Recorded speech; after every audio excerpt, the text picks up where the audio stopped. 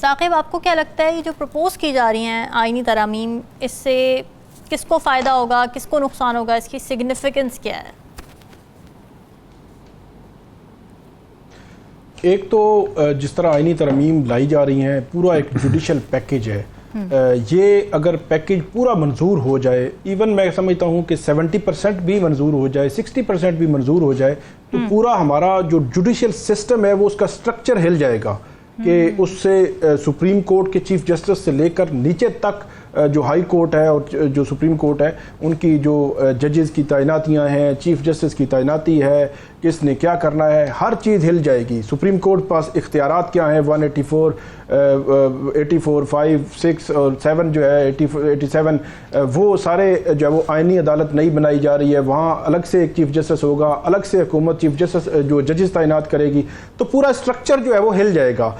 جس طرح اختیارات کی تقسیم ہے، جو ہمارا ریاستی ایک سٹرکچر ہے، اس میں عدلیہ ہے، مقننہ ہے، ایگزیکٹو ہے، ہر ایک نے اپنے اپنی ڈومین میں رہ کر کام کرنا ہے۔ اگر آپ عدلیہ کو اس میں سے مائنس کر دیں گے یا ایون مقننہ کو مائنس کریں گے یا ایگزیکٹو کو مائنس کریں گے تو جو سسٹم چل نہیں سکے گا ریاست کا، وہ متاثر ہوگا۔ تو اس وقت جو کوشش ہو رہی ہے وہ عدلیہ کو غیر مؤثر کرنے کی کوشش ہو رہی ہے۔ آپ ایک امینڈمنٹ کو بھی اگر ہم بات کریں کہ ٹاپ 5 میں سے جو امینڈمنٹ یہ لا رہے ہیں کہ پینل ججز کا لائیں گے، ہر بندے کو یہ سمجھ آ رہی ہے کہ جسٹس منصور علی شاہ صاحب کا رستہ روکنے کی حکومت کوشش کر رہی ہے اور ان کو چیف جسٹس بنانے سے روکنے کی کوشش کر رہی ہے۔ اور اس کے بعد ہیں جسٹس منیب اختر، ان کو بھی چیف جسٹس نہیں بنانا، ان کے بعد ہیں جسٹس یحییٰ افریدی، ان کو بھی نہیں بنانا، ان کے بعد جسٹس امین الدین خان اور جسٹس جمال خان مندوخیل ہیں، چوتھے اور 5ویں نمبر والے 2 ججز میں سے ایک کو چیف جسٹس وہ بنائیں گے۔ تو یہ مطلب پک اینڈ چوز، پسند ناپسند کہ فلان ٹھیک نہیں ہے، اس طرح تو یہ ایک سٹرکچر جو ہے ہلے گا۔ اس طرح ججز کی تعیناتی والا معاملہ بھی ہے، پھر سپریم کورٹ کے ججز میں سے ایک جو ہے وہ جس طرح آئینی عدالت لائی جا رہی ہے۔ ایک میں ہسٹوریکل چیز آپ کے سامنے رکھنا چاہتا ہوں کہ حکومت اتنی بڑی پیکج لا رہی ہے آئینی ترامیم کا، اس میں کوئی مشاورت نہیں ہے، خفیہ رکھا جا رہا ہے، کوئی مسودہ ابھی تک سامنے نہیں آیا، اندازہ لگا لیں کوئی مسودہ ہی سامنے نہیں آیا۔ ساری جو ہے سورسز سے یہ خبریں آ رہی ہیں۔ 18ویں ترمیم جب ہوئی تو اس وقت جو رضا ربانی صاحب تھے، انہوں نے بعد میں وہ جو میٹنگ منٹس تھے وہ انہوں نے جاری کیے، انہوں نے ایک تو یہ کہا کہ باقاعدہ طور پر ایک پارلیمنٹری کمیٹی تھی جو آئینی ریفارمز کے حوالے سے، جس نے تمام پولیٹیکل پارٹیز کے ریپریزنٹیٹیو تھے، سول سوسائٹی کے لوگ تھے، میڈیا کے لوگ تھے، ان سے جو باقاعدہ طور پر اشتہار جاری کر کے ان سے جو ہے وہ پرپوزلز لی گئیں۔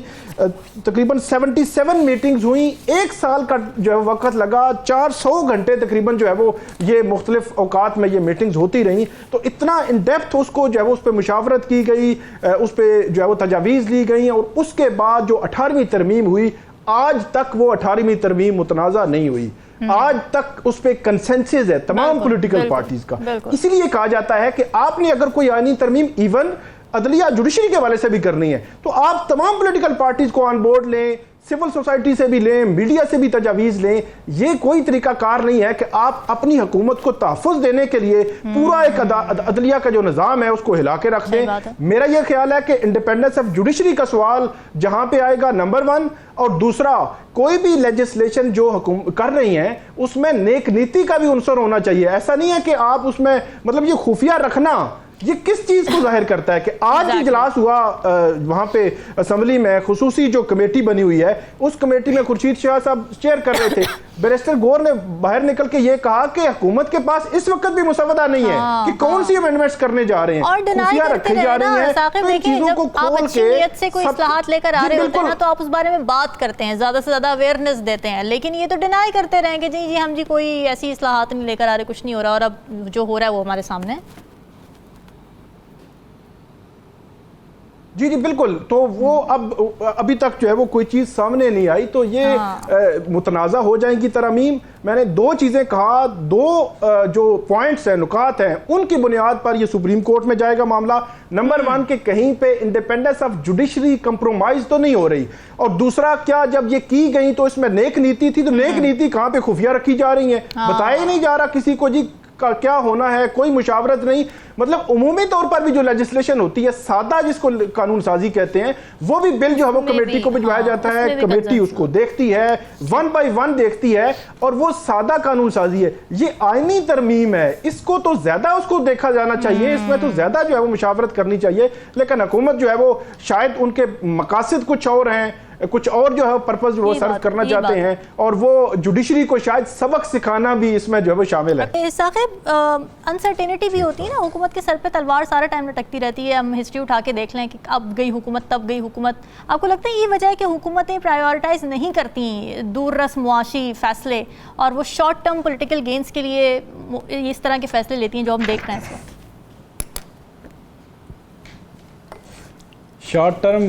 پولیٹیکل گین بھی ہے، اور وہ چاہتے ہیں کہ ہم ہوں گے تو ہم کوئی فیصلے کریں گے نا، تو ان کو اپنے ہونے کا بڑا فکر ہے. 8 فروری جو الیکشنز ہوئے، جس طرح رزلٹس آئے، جس طرح مطلب کئی 100 الیکشن پٹیشنز پینڈنگ پڑی ہوئی ہیں، وزیر اعظم سے لے کر وزیر اعلیٰ تک اور سابق وزیر اعظم نواز شریف تک، سب کے حلقے جو ہے وہ اس پہ کویسچنز ہیں. تو وہ ابھی تک تو اس پہ لگے ہوئے ہیں پچھلے 6-8 ماہ میں کہ ہم خود جو ہے وہ اپنی موجودگی جو ہے وہ ثابت کر دیں، اس کو حفاظت کر لیں، اور اس کے بعد آگے بڑھیں گے. ابھی تک تو یہی سچویشن لگ رہی ہے. لیکن اس طرح میرا خیال ہے حکومتیں چلا نہیں کرتی جس طرح وہ چلانے کی کوشش کر رہے ہیں، اور الٹیمیٹلی معاملات خرابی کی طرف ہی جائیں گے. اگر آپ سسٹم کو اتنا چھیڑ چھاڑ کریں گے تو وہ پھر جو آپ استحکام کی طرف چیزیں لانا چاہتے ہیں وہ عدم استحکام بڑھے گا، اداروں میں مہاجرائی بڑھے گی، اور اس کے اثرات پھر ہماری معیشت پر بھی پڑتے ہیں، اور عام لوگوں کو وہ سب کچھ بھگتنا پڑتا ہے.